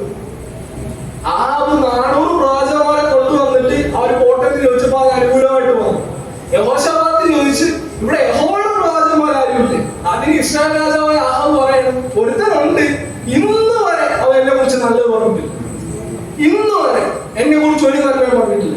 ഓരോന്ന് ചോദിക്കും, ഓരോന്ന് പറയും. അനുഗ്രഹം കിട്ടുമെന്ന് ചോദിക്കും, അനുഗ്രഹം കിട്ടുന്നില്ലെന്ന് പറയും. രോഗം സൗഖ്യമാകുമെന്ന് ചോദിക്കും, രോഗം സൗഖ്യമാകത്തില്ലെന്ന് പറയും. മാനസാന്തരം പ്രണവെന്ന് ചോദിക്കും, മാനസാന്തരം പ്രണവെന്ന് പറയും. ഇന്ന് വരെ ഒന്നും എനിക്ക് അനുകൂലമായിട്ട് പറഞ്ഞിട്ടില്ല. ഹല്ലേലൂയ. നമ്മുടെ ജീവിതത്തിൽ നമ്മൾ അങ്ങനെയാണ്. നമ്മളെ അനുഗ്രഹിക്കും, എനിക്ക് നല്ല ശമ്പളമുള്ള ജോലി കിട്ടും, എനിക്ക് നല്ല വീട് കിട്ടും, എനിക്ക് വിദേശത്ത് പോകാൻ പറ്റും, ഇതൊക്കെ പറഞ്ഞാൽ നമുക്ക് സന്തോഷം. മാനസാന്തരം പറഞ്ഞാൽ നമുക്ക് സന്തോഷം. ഹല്ലേലൂയ. തെറ്റി വിട്ടിട്ട് ദൈവത്തെ നോക്കണമെന്ന് പറഞ്ഞാൽ നമുക്ക് സന്തോഷമില്ല. ദൈവത്തിന്റെ അനുഗ്രഹിക്കുന്നു പറഞ്ഞ സന്തോഷം, ദൈവത്തിനൊക്കെ നന്മ തരുമെന്ന് പറഞ്ഞ സന്തോഷം. ഹല്ലേലൂയ. യഹോശഫാത്ത് പറയുകയാണ്, അങ്ങനെ പറയരുത്. ഹല്ലേലൂയ. 400 പേര് വന്ന് അനുകൂലമായിട്ട് പ്രവചിച്ചിട്ടും ദൈവത്തെ ബോധ്യപ്പെടുത്താൻ പറയുന്ന യഹോവയുടെ പ്രവാചകനുള്ളിൽ ഒരു ഏറ്റവും വലിയ സംഭവം. നമുക്ക് വായിക്കുമ്പോൾ ചെറുതായിട്ട് തോന്നുന്നെങ്കിലും ഒരു 400 പേര് ഒരു ഹാളിൽ നിന്നിട്ട് ഇതെല്ലാം ഒരേപോലെ അനുകൂലമായിട്ട് പ്രവചിക്കും. അപ്പോഴും ദൈവത്തെ യഥാർത്ഥമായി രുചിച്ചറിയാൻ പറയാണ്, ഇവിടെ യഹോവയുടെ പ്രവാചകനുണ്ട്. ഹല്ലേലൂയ. അതിന് ആഹാബ് പറയാണ്, ഉണ്ട്, എന്നെ കുറിച്ച് ഇതുവരെ നന്മ അവൻ പറഞ്ഞിട്ടില്ല. ഹല്ലേലൂയ. ബാക്കി ഞാൻ പറയാം. ഈ ആഹാബ് ഇതുവരെ എന്നെ കുറിച്ച് നന്മയെ പറഞ്ഞിട്ടില്ല എന്ന് ആഹാബ് പറഞ്ഞിട്ട് അവരെ വിളിപ്പിച്ചു. കാരണം യഹോശഫാത്തിന്റെ കൂടെ അല്ലേ യുദ്ധത്തിന് പോകാൻ പറ്റും, കൂടെ ഇല്ലാതെ പോകാൻ പറ്റത്തില്ല. എന്നിട്ട് മിഖ്യാവിനെ വിളിപ്പിച്ചു. മിഖ്യാവിനെ വിളിപ്പിച്ചിട്ട് മുമ്പ് എന്തൊക്കെ പറഞ്ഞ അതുപോലെ തന്നെ പറയാണ്, നിങ്ങൾ യുദ്ധത്തിന് പോയാൽ നിങ്ങൾക്ക് പണി കിട്ടും. ആ വാക്യം മുഴുവനായിട്ട് വായിക്കാനായിട്ട് ഞാൻ ആഗ്രഹിക്കില്ല. യഹോവയുടെ പ്രവാചകം വന്നാലും അത് ഉള്ളതുപോലെ പറയും. ദൈവത്തെ ഭയപ്പെടുന്ന ഒരു മനുഷ്യൻ വന്നാലും അവൻ ഉള്ളതുപോലെ പറയും. ദൈവത്തിൽ ആശ്രയിക്കുന്ന, ദൈവത്തെ മാത്രം നോക്കി നിർത്താൻ വന്നാല് അവൻ ഉള്ളതുപോലെ പറയും. മിഖ്യാവ് പറയാണ്, നിങ്ങൾ യുദ്ധത്തിന് പോയാൽ നിങ്ങൾക്ക് പണി കിട്ടും. 400 പേര് ഇതിന് വിപരീതമായി പ്രവചിച്ച് നിൽക്കുകയാണ്. നിങ്ങൾ പൊക്കോ, ദൈവ ശത്രുക്കളെ നിങ്ങളുടെ കയ്യിലോട്ട് തരും. പക്ഷെ ദൈവത്തെ ഭയപ്പെടുന്ന ഒരു പ്രവാചകം എന്ന് പറയുന്നത്, നിങ്ങൾ പോയാൽ നിങ്ങൾക്ക് പണി കിട്ടും. ഹല്ലേലൂയ. അതിന്റെ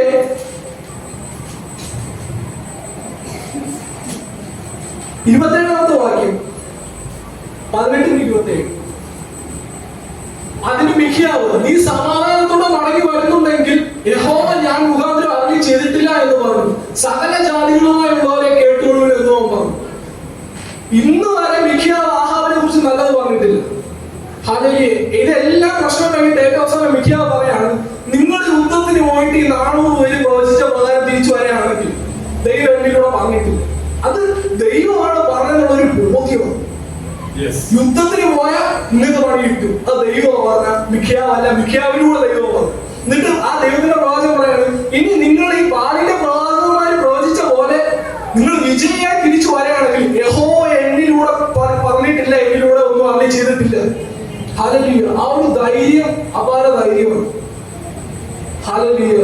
ഞാനിത് പറഞ്ഞു വരുന്നത്, എന്നിട്ട് ഇവർ രണ്ടുപേരും യുദ്ധത്തിന് പോവുകയാണ്. അത് ഡീറ്റെയിൽ ആയിട്ട് വായിക്കാൻ സമയമില്ലാത്ത പറയുന്നത്. ആഹാബ് യഹോശാഫാത്ത് യുദ്ധത്തിന് പോവുകയാണ്. അത് നമുക്ക് വായിച്ചാൽ മനസ്സിലാവും. എന്നിട്ട് യുദ്ധത്തിന് വെച്ച് ആഹാബ് കൊല്ലപ്പെടുകയാണ്. ഹല്ലേലൂയ. എന്നിട്ട് യഹോശാഫാത്തിനെ ദൈവം പരിപാലിച്ചു. ഹല്ലേലൂയ.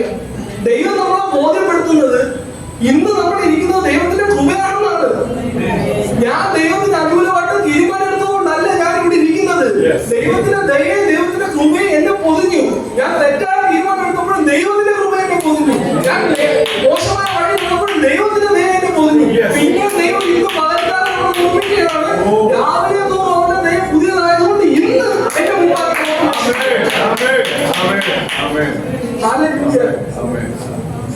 എന്നിട്ട് യുദ്ധത്തിൽ വെച്ച് ആഹാബ് കൊല്ലപ്പെടുകയാണ്. അതിനുശേഷം മിഖ്യാവ് അല്ല യഹോശാഫാത്ത് തിരിച്ച് രാജ്യത്തിലോട്ട് വരുമ്പോഴത്തേക്ക് 19 വന്നു.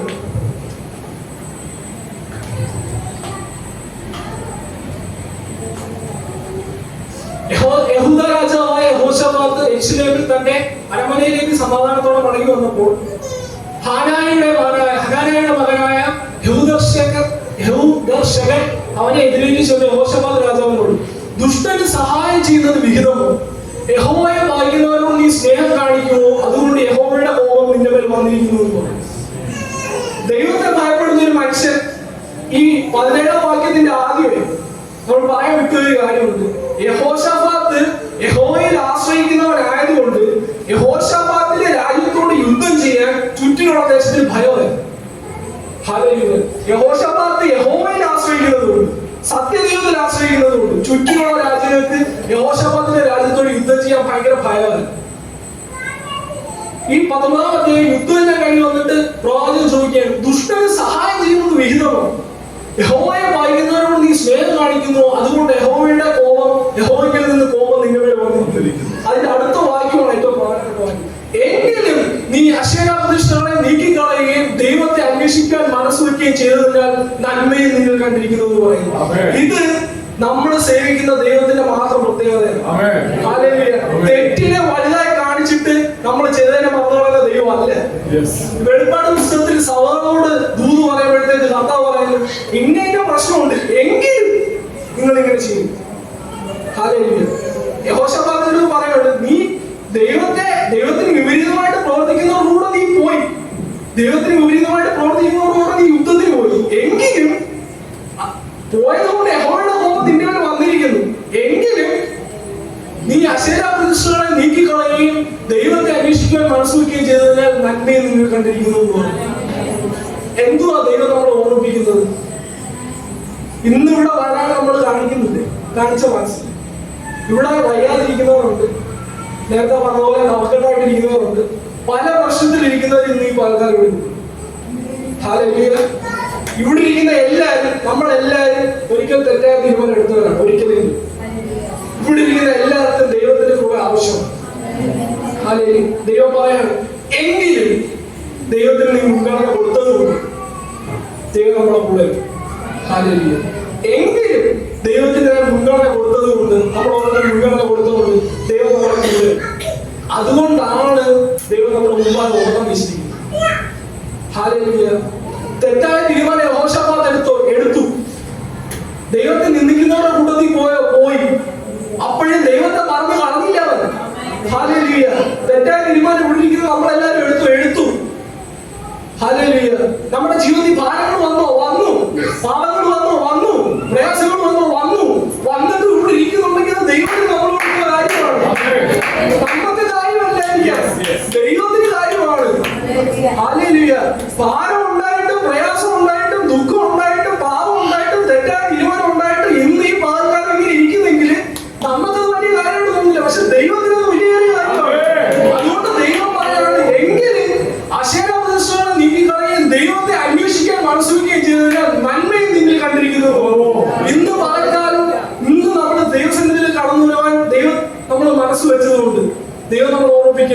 ഇന്നും നമ്മുടെ മുമ്പാകെ ഓട്ടം വെച്ചിരിക്കുന്നു. ഇന്നലെ എടുത്ത തീരുമാനത്താല് എന്റെ ഓട്ടം നീക്കി കളഞ്ഞില്ല ദൈവം. ഇന്നലെ എടുത്ത തീരുമാനത്താല് എന്നെ നശിപ്പിച്ചില്ല ദൈവം. കാരണം ദൈവത്തെ അന്വേഷിക്കാൻ മനസ്സ് വെച്ചവർ ഇന്നുകൊണ്ടിരിപ്പോൾ. അതുകൊണ്ട് ദൈവം പറയാൻ ഇന്ന് എന്റെ മുമ്പാകെ ഞാൻ ഓട്ടം വെച്ചിരിക്കുന്നു. അതിന്റെ 19ാമത്തെ വാക്യം ഞാനത് വായിക്കുന്നില്ല. ഇതെല്ലാം കഴിഞ്ഞിട്ട് 2 ദേശം യഹോശാഫാത്തിനെതിരെ യുദ്ധത്തിന് വരെയാണ്. ഇതെല്ലാം കഴിഞ്ഞു യഹോശാഫാത്ത് തിരിച്ച് രാജ്യത്തിൽ വന്നു. ഈ പ്രവാചകൻ യഹോശാഫാത്തിനോട് പ്രവചിച്ചു. ഇതെല്ലാം കഴിഞ്ഞിട്ട് 2 രാജ്യം യഹോശാഫാത്തിന്റെ രാജ്യത്തിനോട് യുദ്ധത്തിന് ചെയ്യാൻ വരെയാണ്. അവിടെ നിന്ന് നമ്മൾ ചിന്തിക്കേണ്ടതായിരുന്നു, ഈ അധ്യായം തുടങ്ങുമ്പോഴത്തേക്ക് 17ാം അധ്യായത്തില് അവൻ യഹോവയെ നോക്കിയതുകൊണ്ട്, യഹോവയുടെ നിയമം അനുസരിച്ചതുകൊണ്ട് ബാക്കിയുള്ള രാജ്യങ്ങൾക്ക് യുദ്ധം ചെയ്യാൻ പേടിയായിരുന്നു. ഒരു സ്റ്റെപ്പ് ഒന്ന് നമ്മൾ മാറിയപ്പോഴത്തേക്ക് യുദ്ധം ചെയ്യാൻ ഒരു പേടിയില്ല. ചുറ്റിലുള്ള രാജ്യങ്ങൾക്ക് യുദ്ധം ചെയ്യാൻ ആദ്യം പേടിയായിരുന്നു. അപ്പം ദൈവത്തെ അനുസരിച്ച് നടന്നപ്പം, ദൈവത്തിന്റെ കൽപ്പന കേട്ട് നടന്നപ്പം, ദൈവത്തെ ആശ്രയിച്ച് നടന്നപ്പം, അവരുടെ പിതാവായ ദാവീദിന്റെ ആ സന്തി പരമ്പരയിലുള്ള അവരുടെ നിയമങ്ങളെ, ദൈവത്തിന്റെ നിയമത്തെ അവരനുസരിച്ച് നടന്നപ്പം ഒരു പ്രശ്നമില്ല. ചുറ്റിലുള്ള രാജ്യങ്ങൾക്ക് യുദ്ധം ചെയ്യാൻ ഭയമാണ്. ഒരൊറ്റ തെറ്റായ തീരുമാനം അപ്പം വന്നു. ചുറ്റിലുള്ള രാജ്യമല്ലേ യുദ്ധം ചെയ്യണം.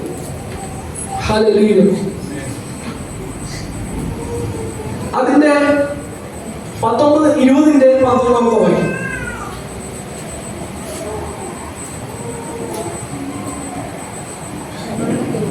ഞങ്ങളുടെ ദൈവമേ, നീ അവരെ ന്യായം വിധിക്കില്ലയോ? ഞങ്ങളുടെ നേരെ വരുന്ന ഈ വലിയ സമൂഹത്തോട് എതിർപ്പാൻ ഞങ്ങൾക്ക് ശക്തിയില്ല. എന്ത് ചെയ്യേണ്ടു എന്ന് അറിയുന്നതുമില്ല. എങ്കിലും ഞങ്ങളുടെ കണ്ണുകൾ നിങ്ങളിലേക്ക് തിരിഞ്ഞിരിക്കുന്നു. യുദ്ധത്തിന് വരുന്ന 2 രാജ്യങ്ങൾ ആക്രമിക്കാൻ വരെയാണ്. യഹോശാഫാത്തിന് സൈന്യമുണ്ട്, യഹോശാഫാത്തിന് എന്തുവാണ് സേനാധിപതികളുണ്ട്, യഹോശാഫാത്തിന് യുദ്ധം ചെയ്യാനുള്ള എല്ലാ ആയുധങ്ങളും ഉണ്ട്. ഒറ്റ തീരുമാനത്തിന്റെ പുറകെ പേടി ഉണ്ടാകുന്ന യുദ്ധം ചെയ്യാൻ വരെയാണ്. അപ്പൊ യഹോശാഫാത്ത് പറയാണ്, ഞങ്ങളുടെ ദൈവമേ, നീ അവരെ ന്യായം വിധിക്കുകയില്ലയോ? ഞങ്ങളുടെ നേരെ വരുന്ന ഈ വലിയ സമൂഹത്തോട് എതിർപ്പാൻ ഞങ്ങൾക്ക് ശക്തിയില്ല. എന്ത് ചെയ്യേണ്ടതെന്ന് അറിയുന്നതുമില്ല. എങ്കിലും ഞങ്ങളുടെ കണ്ണ് നിങ്കലേക്ക് തിരിഞ്ഞിരിക്കുന്നു. എങ്കിലും ഞങ്ങളുടെ കണ്ണ് നിങ്കലേക്ക് തിരിഞ്ഞിരിക്കുന്നു. പ്രശ്നം വരുമ്പോഴത്തേക്ക് കണ്ണ് തിരിക്കേണ്ടത് ദൈവത്തിന്റെ അടുത്തേക്ക്. എന്തുകൊണ്ട് തിരിക്കണം? കാരണം പരിഹാരം തരാൻ ദൈവത്തിന് മാത്രമേ കഴിയൂ. ആദ്യമേ അനുസരിച്ച് നടന്നു ഒരുത്തൻ ദൈവത്തിന് വിരോധമായിട്ടുള്ള ഒരു കൂട്ടുകെട്ട് മുഖാന്തരം ആ കൂട്ടുകെട്ടിൽ ഉണ്ടാകുന്നപ്പോഴും ദൈവം അവരെ പരിപാലിച്ചു. കൂട്ടുകെട്ടിൽ ഉണ്ടാകുന്നപ്പോൾ ദൈവം അവരെ പരിപാലിക്കാൻ മാത്രമല്ല, അവൻ തിരിച്ചു വന്നിട്ട് അവന്റെ ദോഷം പറഞ്ഞിട്ട് അവനെ കുറിച്ച് നല്ലത് ദൈവം പറഞ്ഞു. അത് മുഖാന്തരം അവന്റെ ജീവിതത്തിലെ പ്രശ്നങ്ങൾ വരെയാണ്, യുദ്ധം വരെയാണ്. അപ്പൊ യോശാഫാത്ത് പറയാണ്, എങ്കിലും എന്റെ കണ്ണ്, ഞങ്ങളെ കണ്ണ് നിങ്കലേക്ക് തിരിഞ്ഞു. എന്നെ ഓർമ്മിക്കുന്ന ഒരു സങ്കീർത്തനമുണ്ട്, എനിക്ക് സഹായം എവിടെ നിന്ന് വരും? എന്റെ സഹായം ആകാശത്തെയും ഭൂമിയെയും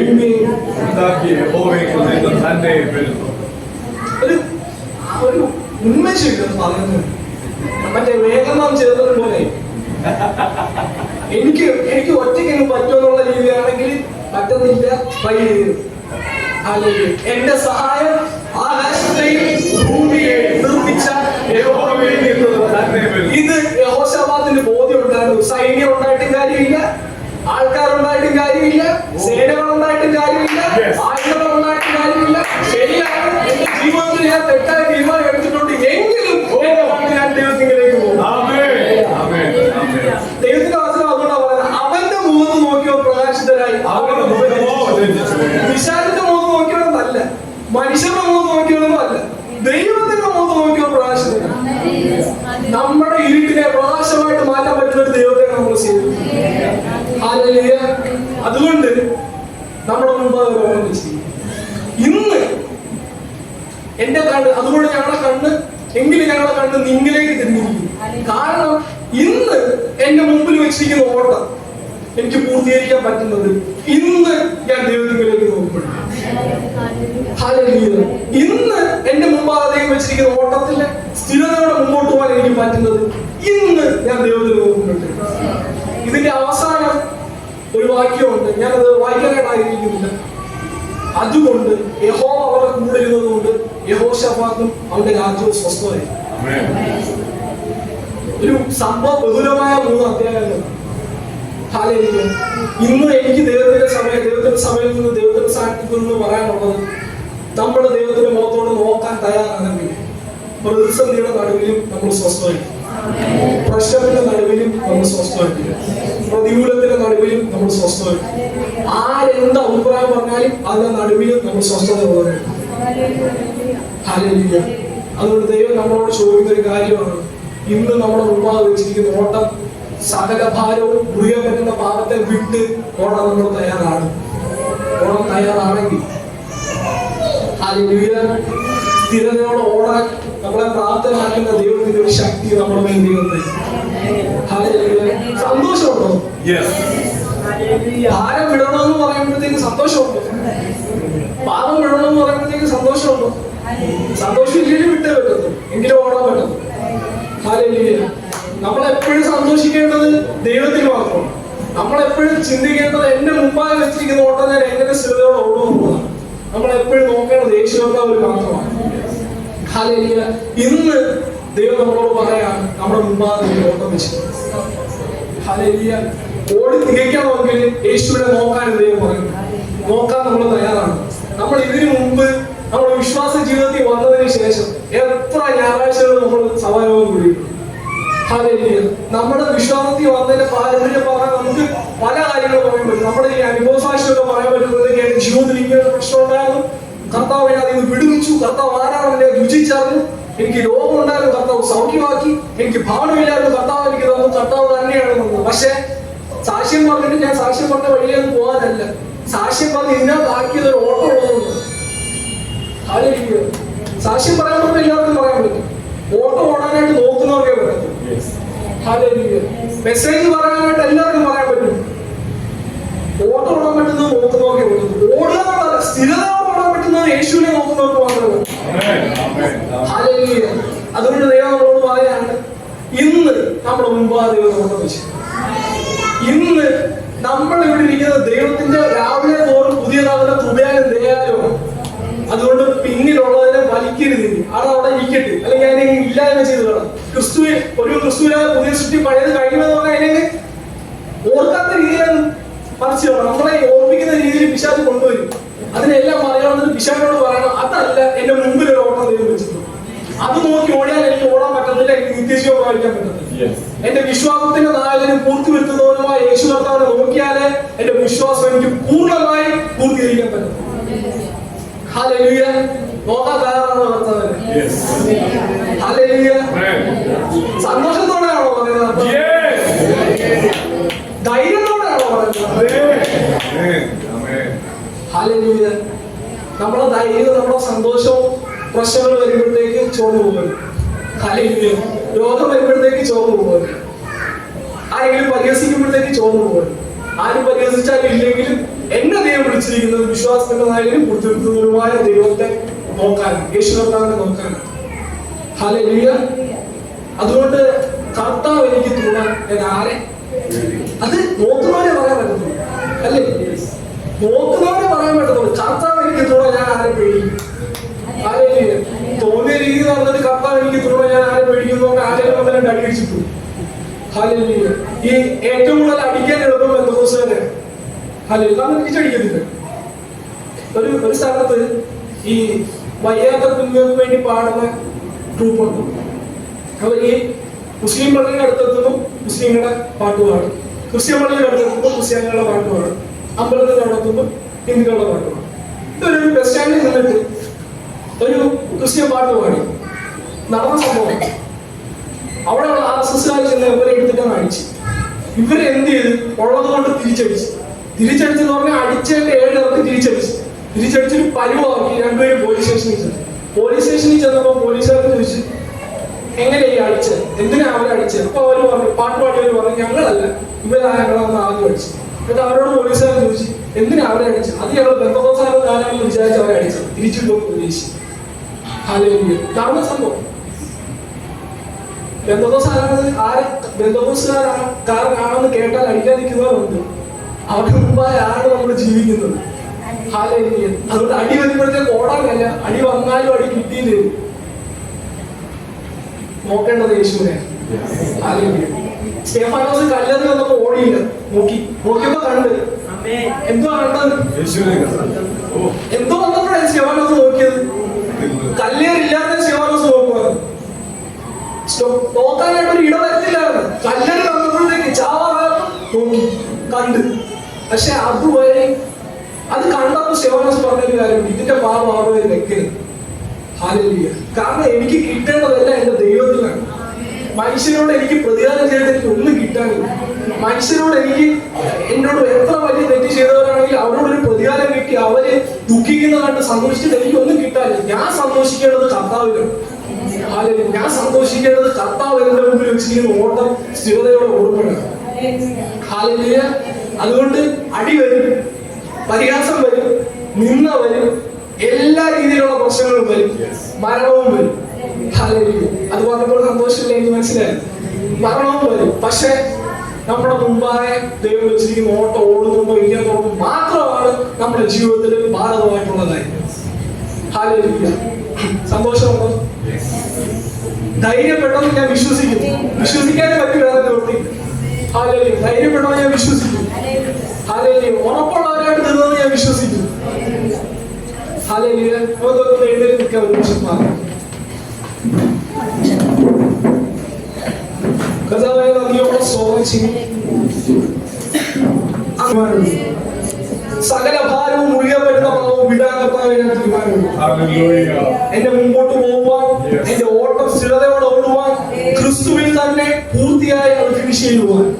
കർത്താവേ, വിശ്വാസത്തിന്റെ നായകനും പൂർത്തിവരുത്തുന്നവരുമായി അങ്ങേ തന്നെ നോക്കി എന്റെ ജീവിതം കർത്താവെ അവസാനിപ്പിക്കുവാൻ, എന്റെ ജീവിതത്തിലെ ഓട്ടം അവസാനിപ്പിക്കുവാൻ അങ്ങ് കൃപയോട് സ്തോത്രം ചെയ്യുന്നു.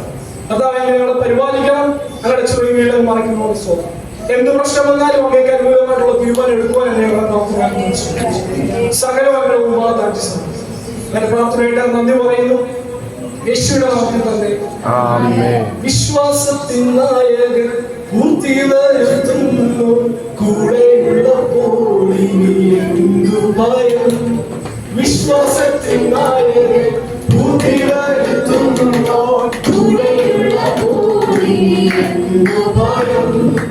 ആകുലങ്ങളില്ല, ആശങ്കകളില്ല, ആയിയെല്ലാം കരുതുന്ന നല്ല നായകൻ. ആകുലങ്ങളില്ല, ആശങ്കകളില്ല, ആയിയെല്ലാം കരുതുന്ന നല്ല നായകൻ. നിന്റെ കോരിന തൻവചനം പാലിക്കാം.